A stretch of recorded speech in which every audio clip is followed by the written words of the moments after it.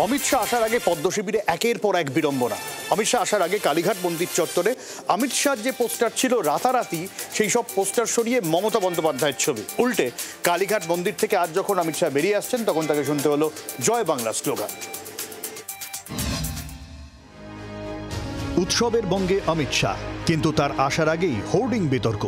বৃহস্পতিবারই কালীঘাট চত্বরে কেন্দ্রীয় স্বরাষ্ট্রমন্ত্রীকে স্বাগত জানিয়ে হোর্ডিং দেয় বলে দাবি বঙ্গ বিজেপির। শুক্রবার সকালে চক্ষু চড়ক গাছ পদ্ম শিবিরের। অমিত শাহর জায়গায় মমতা বন্দ্যোপাধ্যায়ের ছবি দেওয়া একের পর এক হোর্ডিং। বেজায় চটে যান বিজেপি নেতারা। সোশ্যাল মিডিয়ায় পোস্ট করে তৃণমূলকে তোপ দাগেন গেরুয়া নেতারা। পাশাপাশি কালীঘাট থানায় অভিযোগ দায়ের করা হয়।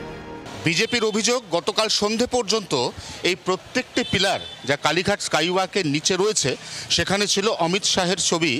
রাতারাতি সেইগুলিকে সরিয়ে এখানে ৮৩ নম্বর ব্লক তৃণমূল কংগ্রেসের পক্ষ থেকে রাজ্যের মুখ্যমন্ত্রী তথা তৃণমূল সুপ্রিমো মমতা বন্দ্যোপাধ্যায়ের ছবি লাগিয়ে দেওয়া হয়েছে। ভারতবর্ষের স্বরাষ্ট্রমন্ত্রীর কালীঘাটের মানুষের মধ্যে যে তার জায়গা আছে সেটাই হোর্ডিং সরিয়ে দিলে সরানো যাবে না।